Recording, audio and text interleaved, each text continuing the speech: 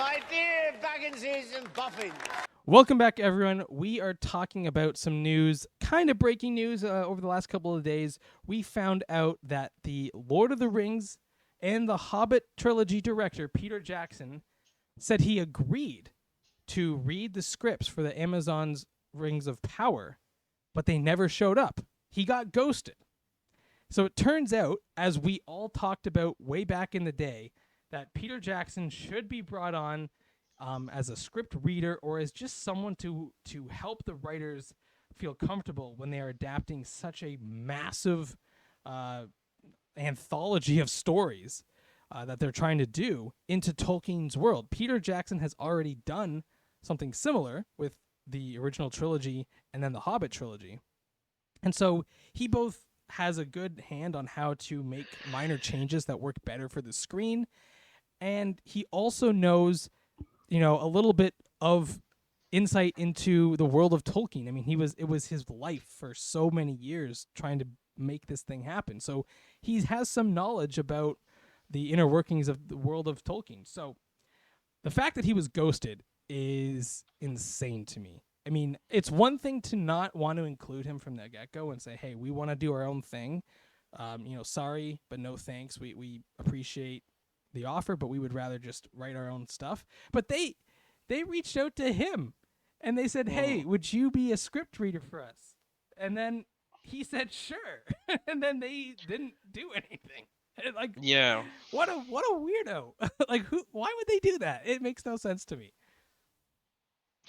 Yeah, you think just send it because there's gonna be other script readers too, right? Yeah, and For the thing sure. is, you don't have Just to send take it. you don't have to take his advice. Yep. Like, literally, you could send it to him. He could send back saying, I would do this, this, and this differently. And then you say, okay, thanks, we'll think about it. And then you don't do it. You know what? It doesn't matter. Now, maybe if he was like really bitter, he would, go on Twitter and be like, no, I told him to change that. But I don't think he would.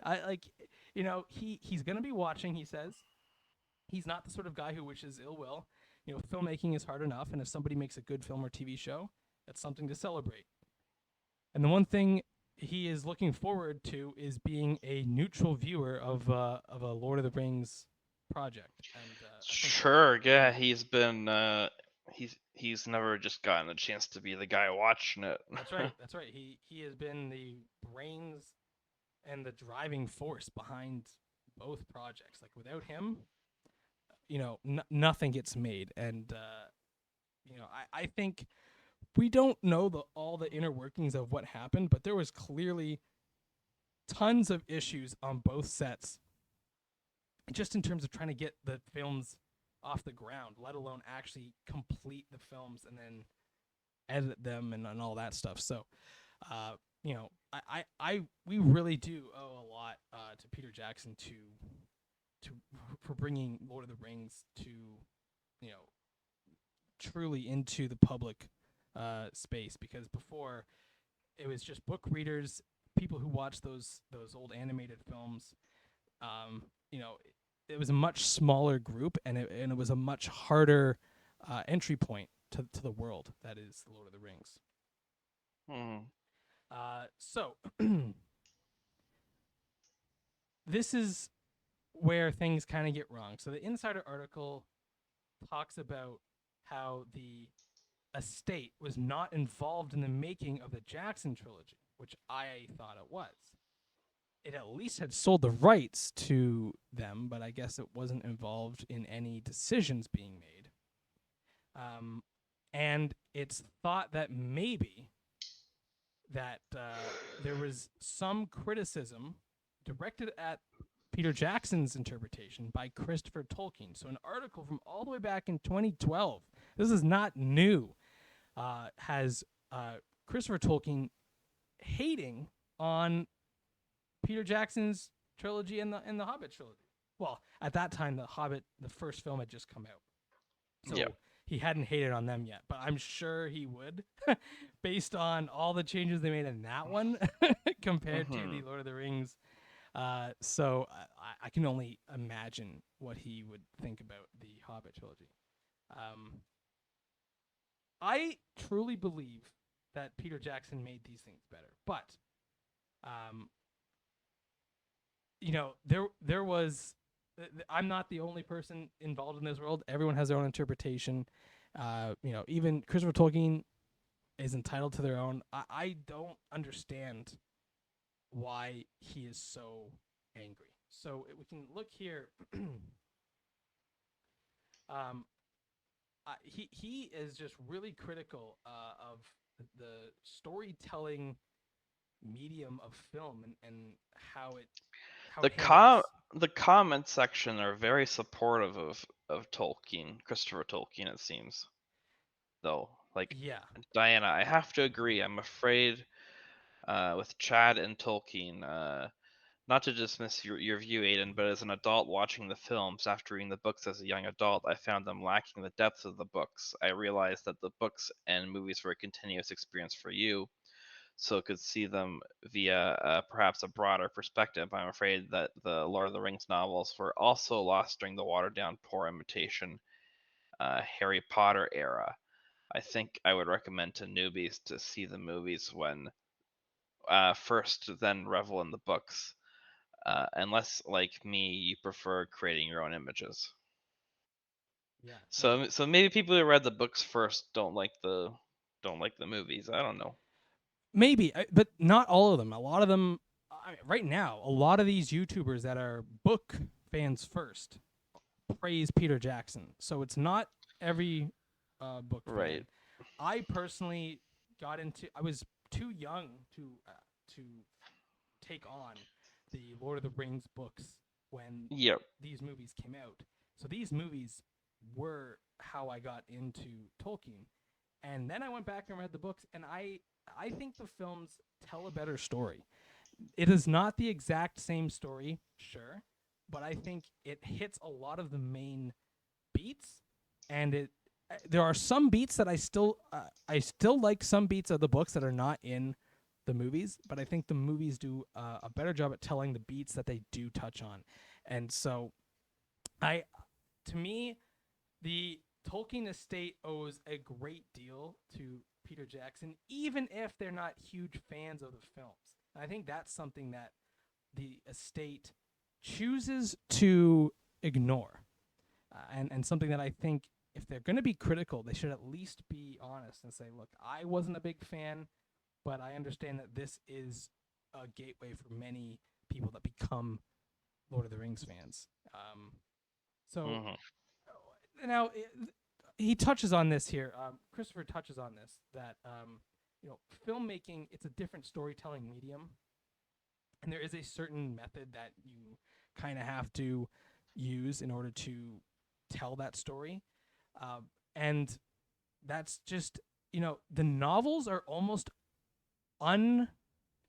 unusable when you want to convert them directly to film. There's just too many moments of how do I say this? There's too many moments of not enough like dialogue or action, and we're just describing either scenery or feelings or songs that go on for a long time. Yeah. There's just you couldn't include all of them. It's almost unusable if you're going to convert it directly from page to film. But what? How? I'm interrupting, but um, and I know we don't want a remake, but doing a film series is a different medium than doing not a film series, but well, yeah, doing a series of movies is different from doing like a TV series. And maybe you could go into more depth like that, True, doing it like in a 26 episode season, one true. hour each. Yeah, I see what you're saying. The pacing would be off. There would be episodes that people absolutely hated. Where There'd be episodes would be like you're sitting there for an hour being like, what the there would be fuck? an episode that would legit seem like it's like 4K planet Earth, just you and the trees. Like there would just be Mhm. nothing, no actors, no voiceover. There might be some wind sounds and maybe some like soft elven voices on the wind, but there would be nothing else, and it would just be zooming in on a tree. Like It'd be unwatchable. it would be unwatchable. Now, book fans might love it. I don't know. I don't think they would. I think people who are critical of the changes Jackson made, it's hard for me to say, like, if you take out some of these elements, the story is weaker for it, at least in the movie's perspective. Like, without some of these key moments, people just won't care. Like this is a fantasy world. You need to make it so obvious that there are emotional beats happening to these characters, because otherwise people will just get caught up in the silliness of the characters. You know, there's hobbits and elves and dwarves and all this stuff. It's you're not going to have that same level of emotion and reverence happening. And that is why to this day I'm able to watch these films knowing what's about to happen, basically knowing the exact time it's about to happen, and still getting emotional at a scene, because it is told in such a compelling way for me. I did not have that emotional reaction reading the books. I straight up didn't. I saw the movies first. I went back and read the books, just like one of the commenters of this article talked about. The emotion is just not enough for me in the books. The film does a much better job at telling that aspect of the story, and that's why I think I prefer the films. But I fully will acknowledge the films are not a straight lift from the books, and they make massive changes that I think if you're going to keep making movies, you almost have to say like which one are we going to acknowledge, right? Because some of these changes, especially if you're talking about core like lore changes in terms of like the mortality of elves, or even Aragorn and how he viewed himself earlier on in the films. If you make another movie that was like a prequel to the Lord of the Rings, or you made a TV show, you have to establish what is Aragorn's what's his life like. Now in the books, while he is a ranger, he does still feel this compelling force to become king, or at least to go to Gondor and help out there. In fact, that is his plan all along. They don't even really party up as a fellowship initially in the books. It's really kind of like, look, we're all going in this general direction, but really it's like it's really just the hobbits going with Gandalf, and then Boromir and Aragorn, they're going to go off to Gondor and Minas Tirith and help out there. And then Gimli and Legolas are, well, they're helping the ring bearer at first, but then along the way they're just kind of like think, oh, maybe we're just going to help out some, like, where we can. But then stuff happens. You know, Gandalf dies, there's battles that happen, and that's when it brings the party together. So I like, that's a change that, you know, it's kind of weird when I read the books to be like, oh, like, these guys aren't even going together at first. It's not even established that we would all go on a quest together, which I always thought was kind of fun in the movie, right? Like, oh, we got these 9 guys, we're all going to, you know, band together. The books, it's not like that. So there are changes, but I do think that it's almost it's almost unusable what Christopher and some of these people in the comments are talking about. And yeah, I understand that people want to preserve the books. I really do. And I think they should be. I think those are great stories for what they are. And they are a more mature book series, which is something I fully appreciate. But in terms of comparing them to the movies and saying the movies suck because they didn't include this particular character, or because they got rid of Glorfindel, who I agree is a cool character in the books, but would having him do one thing in the movie make you happy? Like, you know what I mean? Like, just having him, because he's just an in and out character. Yeah. So like, just to like, and yeah, we know some of his cool backstory, which is why. No. I'm gonna make a funny comment. Well, I don't know if it's funny, but just making me think about what would they do today. They would, you know how they replaced Glorfindel with Arwen. They would have just got rid of Arwen. Glorfindel takes on that role. Arwen and Aragorn and Glorfindel are gay. and Elrond's a woman. And Elrond's a woman.